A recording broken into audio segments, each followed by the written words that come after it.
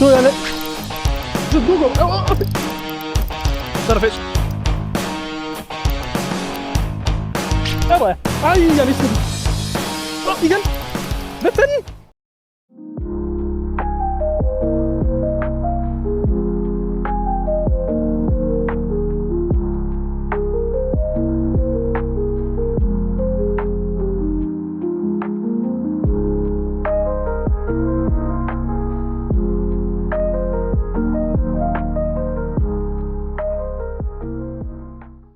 Hej alle sammen og velkommen til en ny video.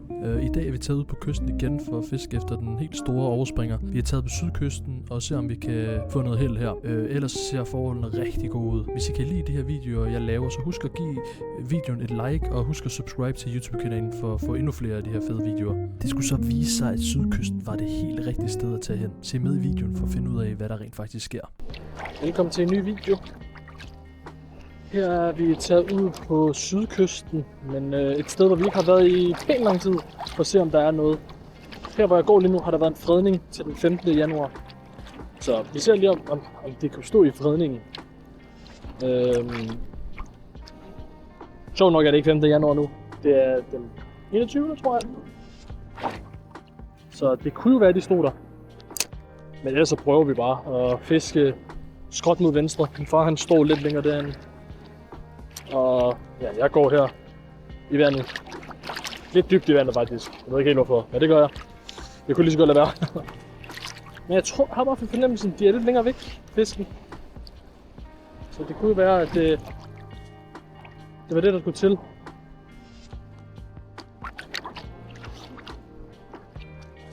Jeg prøvede at gå hen der, hvor jeg plejer at stå, men vandstanden er lidt for høj til at gå derhen. Normalt kan man sagtens gå hen til sådan en kæmpe sten. Men stenen er under vandet, og jeg prøvede at gå derhen, så jeg kom lidt over min mave. Så jeg gider ikke rigtig gå derhen. Det er alt for besværligt. Men det er fint, altså. Vi håber på, at der kommer en fisk i dag. Det er rigtig dejligt vejr. Der er fint med bølger, med små bølger. Og ellers så er solen bare højt og lige på. Så vi bliver solbrændt i dag. Nej, men det er 4 grader i dag i hvert fald. Så det er ikke fordi det er særlig varmt. Og vandet er 5 grader cirka.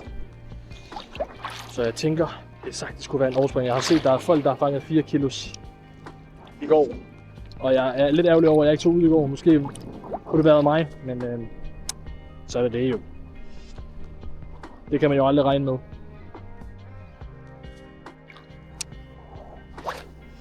Og vi klør på i hvert fald. Og så ser vi, om der kunne være en fisk til os i dag.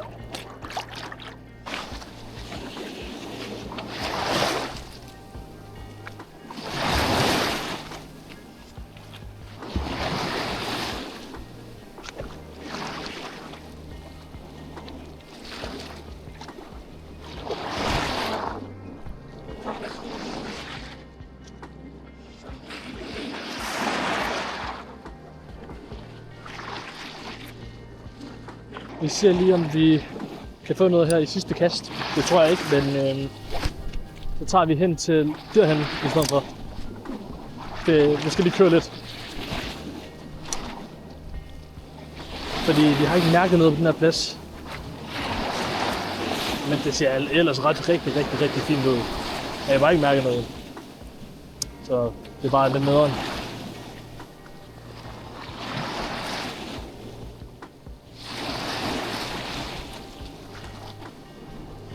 Men vi kører nok videre nu, tænker jeg.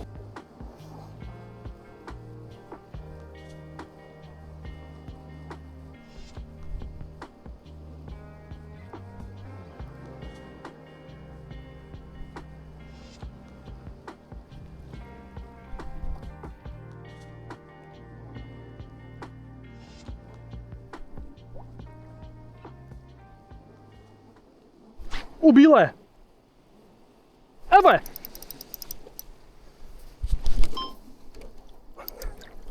Fuck, den er stor! Nej, den er stor! Please, ikke fald af.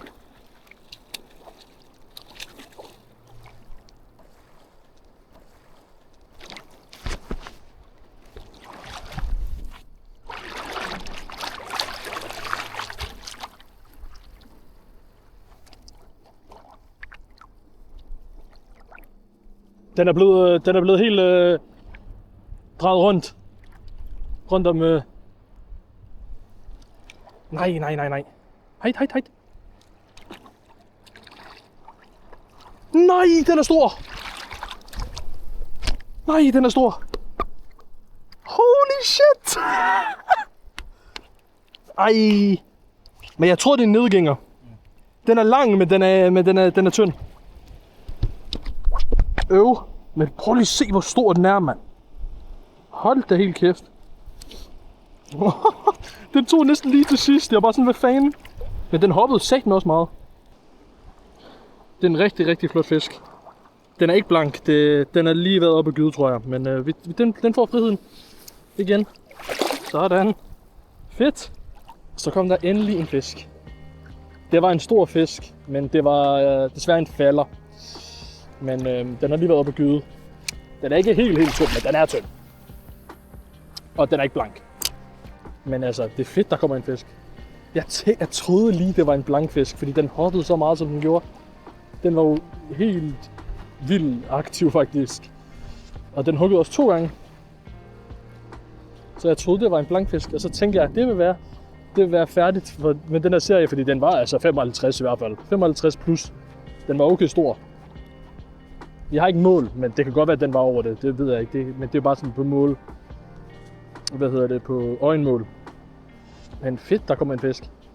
Vi var lige på, altså vi er på sydkysten stadig, men vi var på en anden plads lige før. Der var ikke noget som helst. Vi fiskede, der var ikke en skid. Og så kom den på den her base. En Savage Gear. Sand Deal. Rød-sort. Det var meget fint. Jeg fisker ikke så meget med den her.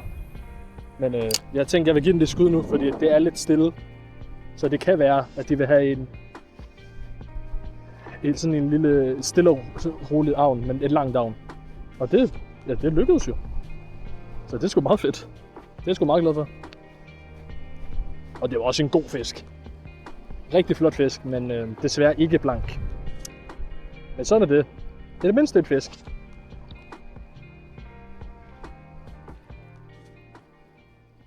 Veliš bolje slikat kad je tamnije. Evo je. Ej, jeg mistede den. Hvad sker der? Jeg har lige mistet den. Igen. Hvad fanden? Nej, jeg mistede den igen. Hvad sker der? Fuck, hvor dumt, mand. 2 gange i streg mistede jeg lige. Ja, det er jo ikke så godt.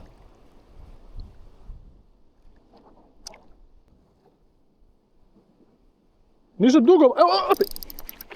Så er der fisk.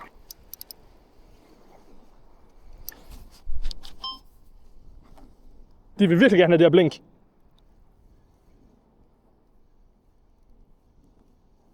Hvad sker der? Ja, den er ikke så stor, den her. Men jeg tror, den er over målet.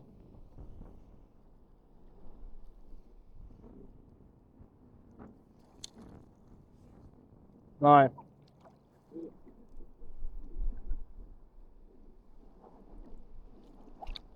Men blank. I forhold til den lige før.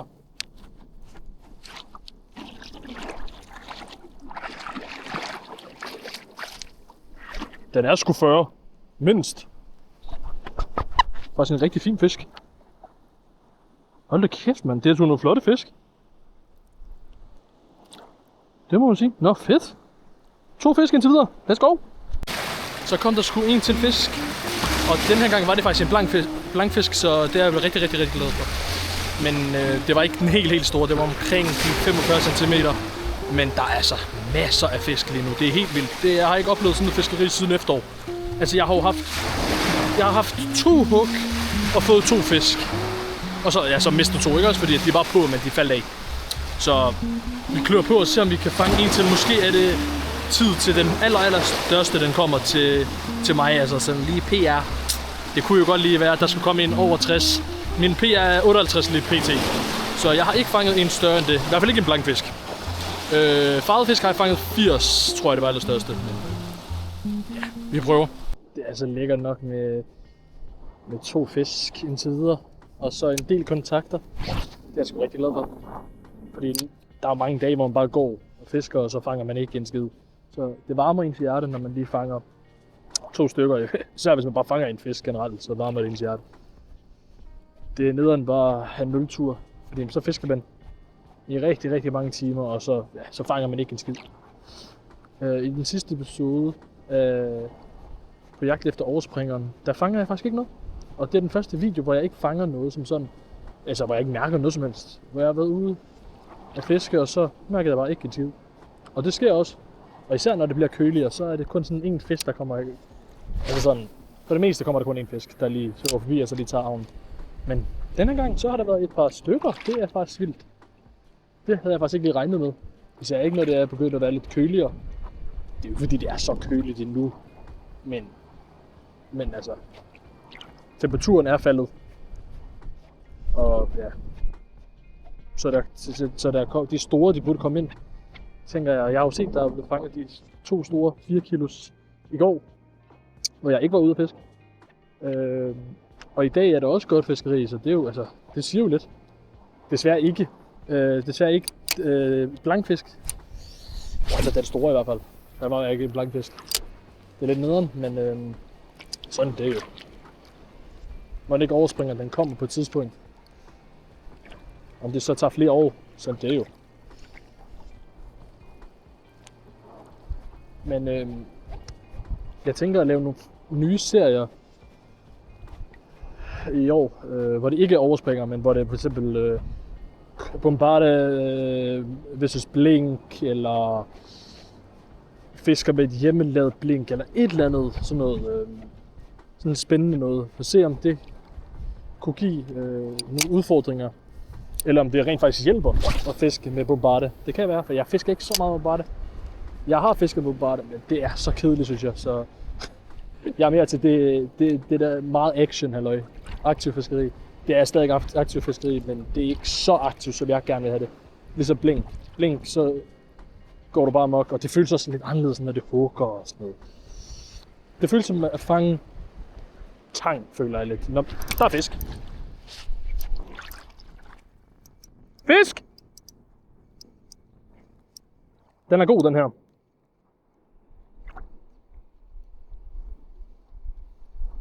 Ej, hvor er det sjovt. Jeg snakker med jer, og så kommer der kræfter med en fisk. Hvad sker der for det her blink? Eller gennemløber, eller whatever. Det er jo helt vildt. Den er bedre. Men jeg ved ikke, om den er blank. Den har i hvert fald nogle gode ryg. Ja, den er ikke stor. What? Det føles som en god fisk. Men den er lille. Nej, hvor sjovt. Det føles som en god fisk. Men den er ikke så stor. Den er blank, men den er ikke så stor. Omkring 44-45 vil jeg skyde den til. Ligesom den sidste. Fedt, mand. Nå, men jeg afgror den hurtigt, og så skal den bare ud, tænker jeg. Der er lidt dybt her.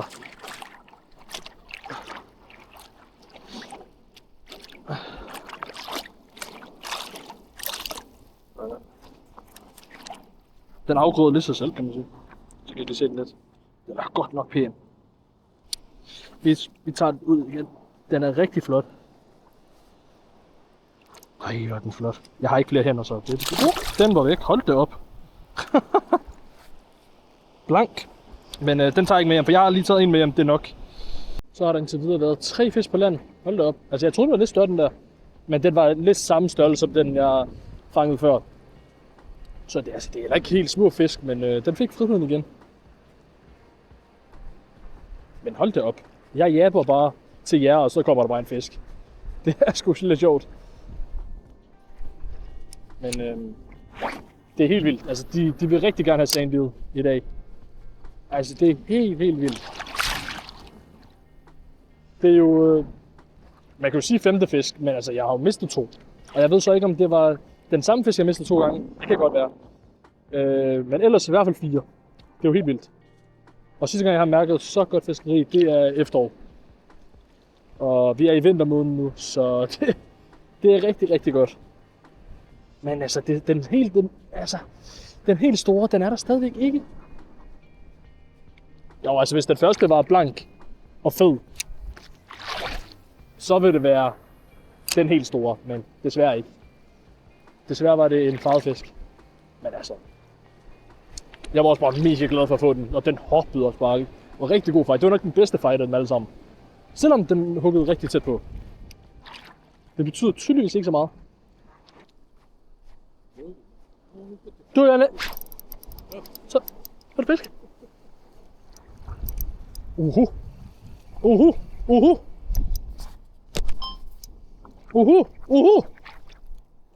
Den hopper satan meget, den her fisk. Det er en livlig en. Hold kæft, hvor er den aggressiv.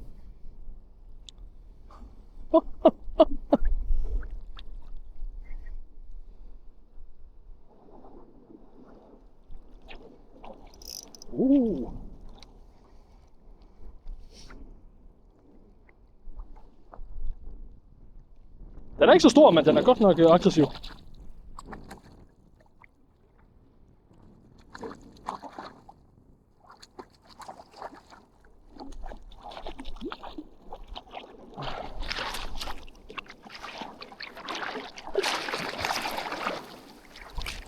Den er okay, faktisk.